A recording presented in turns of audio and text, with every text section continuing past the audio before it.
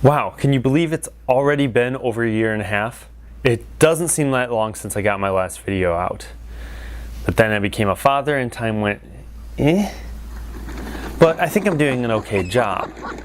Not with just raising him with a good gaming environment, but with the regional sports teams as well. Here, that's the Cubs, Bears, and Bulls. Which leads us to today's game. Michael Jordan, Chaos in the Windy City for the Super Nintendo. This might be the weirdest thing I've ever seen Jordan in. That's saying a lot. Though both developed and published by Electronic Arts, Chaos in the Windy City is not a sports game. Instead, it is a standard action platformer starring the greatest basketball player of all time, instead of some animal. After the initial lead designer quit, the job went to the then unknown Amy Hennig, who would later rise to the creative director of Naughty Dog and work on the blockbuster game series Uncharted. While her start on Chaos might not be as great as some platformers at the time, it does enough right to fit nicely in the small gathering that is good licensed games. This is no Shaq Fu. But the fact that it's not as bad as Shaq Fu does have its drawbacks. The title is not remembered nearly as much. It may not have sold as well either, as it is harder to come across at resale. But that last part is just conjecture.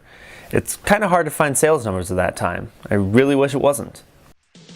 Nintendo Power later ranked Chaos in the Windy City as one of the 10 worst titles to grace Nintendo systems, but more to the ludicrousness of its premise rather than any actual problems with the gameplay. A port to the Sega Genesis was planned and even previewed in issue 20 of Sega Visions, but this never came to fruition. The game's story is pure cheese.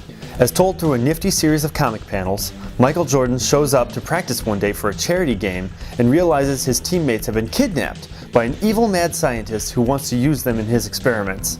It's up to you to guide Jordan through a series of stages to rescue the captives. Each captive is hidden behind a specific door hidden within a level. Most of the standard platforming tropes are here.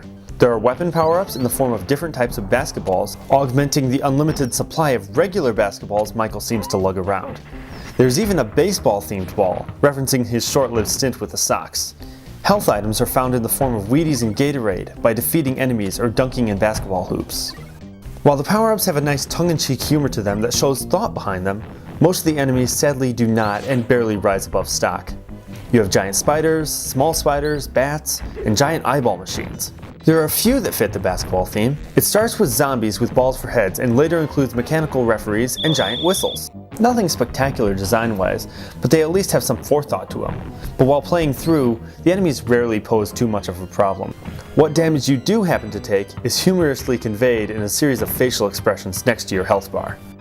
To find the missing players, one must find keys to open up locked doors littered throughout the stage, while also flipping switches to open up more of the stage. Some of the platforming gets very intricate at times.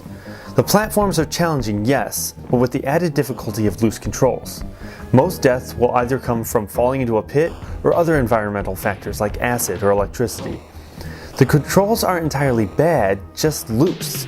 For someone who is known for his real-life jumping skills, sometimes the jump height doesn't feel like quite enough. But if you're feeling stressed out over a certain part of the game, you can always time out. Each main area consists of 5 stages, each with a hidden captive. Freeing all the captives is not necessary to complete the game, but you do want to be a good teammate, don't you? At the end of the 5th stage is a short dialogue scene followed by a boss battle.